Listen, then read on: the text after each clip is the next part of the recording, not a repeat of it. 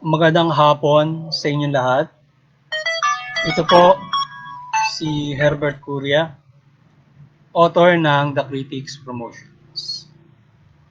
Kakibat ang ating pananalig sa ating banal na Panginoon Diyos, banal na Panginoon Jesucristo, at gabay ng kaliwanagan banal ng Santa Maria, ang boses at konstruktibong kritisismo, opinyon, konsultasyon, at opinyon sa ligong ito ay hinggil sa issue ng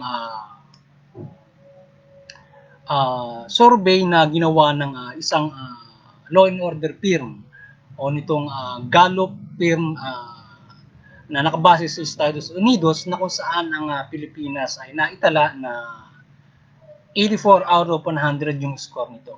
O ito ay nag-rank ng 12 ang ating bansa na pinaka-safest country for the 100 countries na sinorvey nitong Gallup firm na ito. At ayon sa ating pamahalaan ay ang pagsupil sa droga, yan yung pangunahin na naging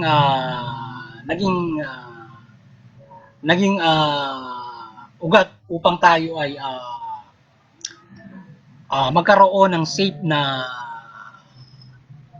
bansa o kapaligiran na kung saan ayon sa ating pamahalaan itong droga ang siyang pinagmumulan ng krimen dito sa ating bansa.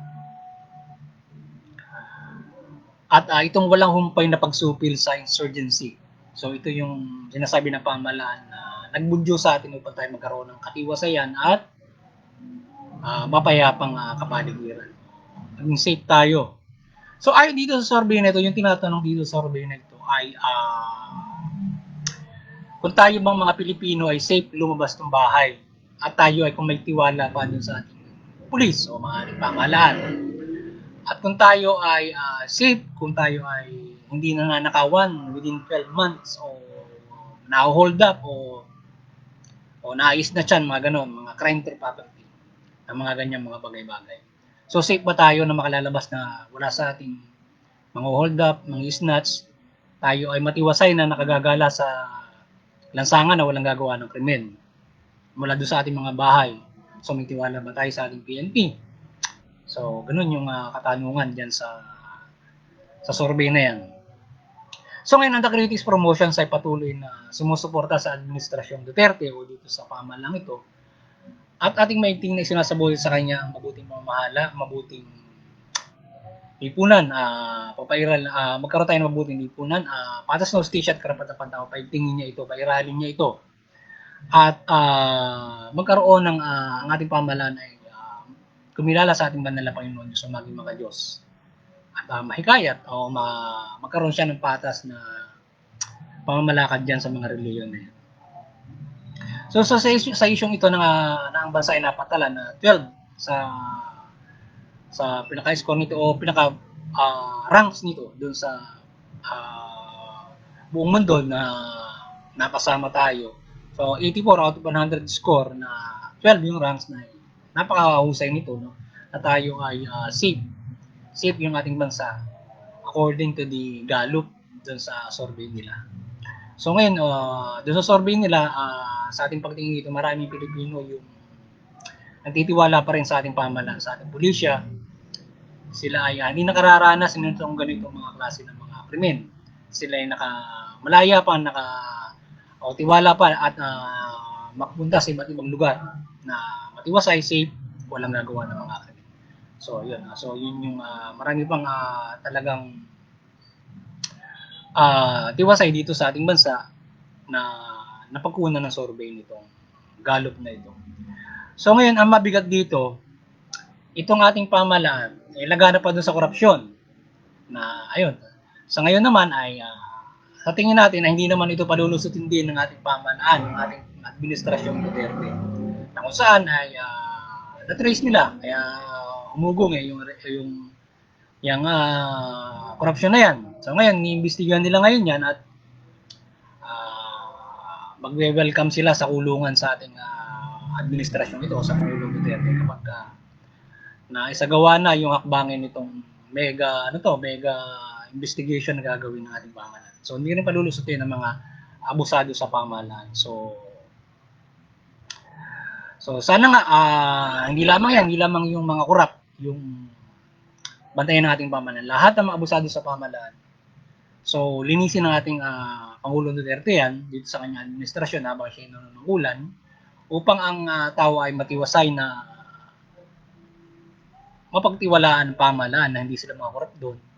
Hindi sila mga abusado. Hindi nga sila na-istasan ng tao sa kalsada o na-hold up o nananakawan. Pero sobra naman yung magnanakaw sa gobyerno. Ayun ang grabe ron. So sana yan ay malutas ng ating pamahalaan upang sa gayon ay tuluyan talaga tayong ika-12 at hihigit pa dyan. So ngayon itong ating bansa historically, ano talaga to yung ang mga tao talaga historically mula doon kay Marcos, talagang nawalan na ng tiwala sa pamahalaan natin, sa justice system natin, at maging pamahalaan natin from the justice system. Naghanap yung inequality ng justice, so maraming nagagawa ng karahasan, pang-abuso ng mga nasa pamahalaan, kagaya ng PNP. So mabuti nga, medyo marami na rin yung tipasay sa kanila na nasurvey nga nitong Gallup na napagtitiwalaan ng pamahalaan. At doon sa naging kampanya nito, napuspusang kampanya nito sa peace and order mula sa droga, so pinagtiwalaan naman sila ng mga ilang mga tao na tayo nasa katiwasayan. So wala nang mga magnanakaw, mga mandurugas o mga crime to property. Hindi lamang yon, pati ang droga at iba't ibang mga krimen. Kaya tayo meron katiwasayan na makapunta sa iba't ibang lugar. Ganyan nga lamang ay itong ating pamahalaan ay historically talagang hindi pinagtitiwalaan to. So ngayon, buti ngayon marami na yung nagtitiwala dito mula dito sa administrasyong ito. Okay, sana nga at ang ating pamahalaan ay makabawi na mula dun sa mga nakaraang mga ginagawa nito, mga lantarang mga abuso at mga katiwalian na talagang talamak yung ating pamahalaan dyan. Talaga namang justifiable yung mga from Marcos regime up to the successive regime hanggang sa ngayon. So ngayon sana buti nga na lilinis na yan. So time to time dapat talagang pangalagaan na maibalik muli yung totaling pagtitiwala sa PNP, sa pamahalaan enforcement, in all aspect, pati yung entire pamahalaan. So ilan lamang yung ahensya na pwede mo pagtiwalaan dyan. So ngayon ay itong ating peace and order sa bansa, kung sa ating sa The Critics Promotion, so ating kritisismo rito, opinion. So out of 10, ang ating opinion dito, 6 to 7 yung natin, yung rate natin dito sa bansa, sa ayusan. So ganun yung rate natin dito sa ating bansa, sa ayusan, na marami pa yung kinakailangang gawin ng pamahalaan para totally tayo ay umakyat doon sa dapat ang rate natin is kumbaga man sa idea dapat magkaroon tayo ng 9 o 9.5 yan. Hindi naman tayo talagang walang bansa naman talagang GGC diyan sa peace and order. So at least 9 ka. 'Yun, kung 9 ka medyo talagang maganda 'yon. So talagang kontrolado. So ngayon kung sa medyo marami pa tayong uusan at sana ipagpatuloy sapagkat hindi naman kakain nung ganun kadali yung alam mo sa isang administrasyon na talagang tuwiran para linisin mo at gawin mo mabuting pamahalaan. Kung sa talamak yan, matagal ang gugugulin yan. So ngayon ay naging mahusay yung pagtalima ng pamahalaan. Pero marami pa rin mga issue hinggil dyan sa pamamalakad ditong administrasyon na nawala nga yung droga, pero may mga iba't ibang issue naman na tungkol sa pamahalaan. So sa ating pagtingin, 6 to 7 yung rate niya na marami pang gagawin na pagre-reforma sa pamahalaan para totally malinis yung mga abusado sa pamahalaan. Like corrupt, na ano pa natin ngayon na nadidiscover ng ating administrasyon na maraming corrupt sa pamahalaan. Ibig doon, napakabagsik na ng ating Pangulong Duterte, pero yung mga corrupt, ang tibay ng mga pagmumukha ng mga yon, mabigat. Kahit talagang mabagsik itong Pangulo natin, matigas sila mga corrupt doon. So kaya kailangan pag-itingin natin Pangulo yan na kaya mga corrupt na yan, matanggal yan, may pakulong kung dapat may pakulong. Ngayon kung nasa side niya yung gumawa, hindi niya dapat kukonsintihin yun bilang talagang crime star, di ba? So dapat talagang nagtuon siya sa peace and order, so pangatawanan niya yun. Walang sisinuhin. So ngayon ay itong ating bansa kahit naman walang tiwala doon sa pamahalaan yung iba yung sa yung rate na gano'n. So yung influence ng religion at saka noong iba't ibang mga mabubuting bagay, yung ating bansa na neutralize pa rin kahit doon sa inequality na nangyayari sa bansa sa atin, na nagkakaroon pa rin ng na neutralize pa rin yung sitwasyon na tayo ay nagiging mabuti pa rin. Hindi tayo nakagagawa ng masama kahit naghihikahos, kahit naghihirap. Nagagabayan tayo ng ating mga simbahan, reliyon. So aside from that, syempre yung nagagawa ng pamahalaan na talaga nag-iibayo, lalo na may namumuno, na nag-iibayo para mabago kaya na pagre-reforma. So nababago yung ating yung pamamalakad, nadidisiplina yung mga gumagawa ng kasamaan. So yung taong bayan nagkakamali, so nadidisiplina at nadadala sa kulungan yung mga o nasusupil yung mga gumagawa ng kriminalidad. So dapat yan yung compose niyang pagpapababa ng krimen yan, hindi lamang sa pamahalaan yan. So yan ay nasa sa dapat magtulong-tulong ang lahat, pamahalaan, yung ating mamamayan, at syempre yung gabay ng simbahan. So magtulong sila dapat dyan. Yung pamahalaan, simbahan hindi dapat nagtutunggalian yun para gabayin yung tao. Sapat kung magtutunggalian yan, hindi magandang ehemplo yun para makalubay dun sa peace and order at kaayusan. Kung ganon, so dapat nagtutulungan sila at nag-uunawaan para magabay yung tao sa mabuti. So ganun mga bagay. So para magkaroon ng tunay na kaayusan yung ating bansa. So aside from that ay yung ating lipunan na Pilipino, nagsasaboses tayo na magkaisa tayo na may pananalig sa Diyos at mamuhay tayo ng matiwasay at sumunod sa pamahalaan, sa legal. So mamuhay tayo ng legal at may pananalig sa ating banal na Panginoon. Sabi nga dun sa Bible ay tayo ay sumunod sa pamahalaan at ihanda natin yung sarili natin sa paggawa ng mabuti. So mula dun sa mabuting balita at yung pagsunod sa pamahalaan, kasama yan sa pagsunod natin sa mabuting balita, yung sumunod tayo sa pamahalaan. So kaya tayo nasa boses na tayo pilitin natin na tayo ay hindi nakagagawa ng labag sa batas at isasagawa natin yung mula doon sa pangkaraniwan yung aral ng ating banal na Panginoon. So with that, magkakaroon tayo ng mapayapang lipunan, mapayapang bansa. So yung krimen, bababa sigurado. At least makuha natin yung idea na siya kahit pa paano. So ngayon ay pag-ibayuhan din ng ating pamahalaan na yung kanilang peace and order, yung kanyang kampanya. So huwag aabuso, supilin yung mga abusado. So madisiplina yung nasa pamahalaan, yung PNP, na hindi sila nakagawa ng pang-abuso. So kasi mayroon tayong naging talamak na pang-abuso yung mga panahon ni Marcos. So dapat minimal yun. So hindi naman nawawala yung nagkakamali, pero nadidisiplina na susupil. So yun ang dapat.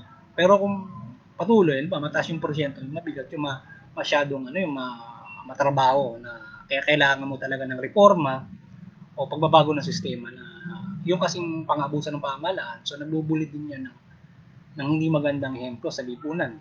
So kaya mayroong rebellion at iba't ibang mga kinaharap ng ating bansa.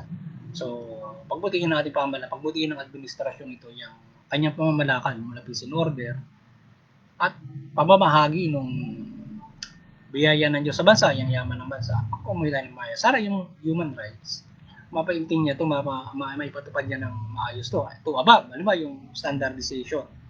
So mula doon sa pang-economic life, social justice, economic life, tapos yung sa hustisya, kung nakakamit natin ng patas na hustisya, napoprotekta ng patas ang lahat, pamumuhay ka ng standard, ano ba bang hanapin mo nun? Di ba? Mahusay na yung pamumuhay mo nun. So yun lang naman yung basic na dapat natin tayo ay patas from that. Economic and equal justice. Yung ating patuloy na isinasaboses at walang kumpay nating isinasaboses na umiral at mapairal ng pamahalaan at magkaisa tayo rito. magkaroon tayo ng patas ng justisya, magkaroon tayo ng fair human rights mula doon sa economic natin, may epekting yung mula doon sa karapatang taas gigs para doon sa pamamahagi ng yaman ng bansa o biyaya ng Diyos sa atin. So dapat yung pamahalaan natin mapag-isipan mabuti yan. Napakatagal na ng human rights na yan. Ba't hanggang ngayon, hindi pa rin matupad-tupad dito sa bansang ito yan. Sa bansang ito, ang mga bagay na yan. Ewan ko. Kayo na ang makasasagot niya kung bakit. Na bakit hindi umabot si standard yung ating ang daming paliwanag ng pamahalaan at mga kumukontrol ng bansa kung bakit hindi matupad-tupad yung standardization natin na yan. Ito, ababa. Diba? Yung minimum wage natin, 10,000 lang. Kaya yung pinag-uugatan ng ating krimen dito sa bansa, kahirapan. Mostly. Kasi third world country tayo. Pati rebellion, doon din. Kahirapan din yung pinag-uugatan. At inequality na pagsasamantala nung nakalalamang dito sa ating lipunan. Diba? Yung old issue, mayaman, sila yung equal, palagi sila yung may hawak ng hustisya. At pala na rin yung nakakaposisyon sa pamahalaan. Pag nagkampiyon, so talo yung mga naapit. Diba? So ayun, nagkampi-kampi, yung iba naging kriminal, yung iba naging rebelde. Okay. Mahirap din. Kaya tayo magkaroon tayo ng mahusay na pagkakaisa para sa isang mahusay na pamahalaan at makapamumuhay tayo ng buti na walang ganyang krimen, rebellion.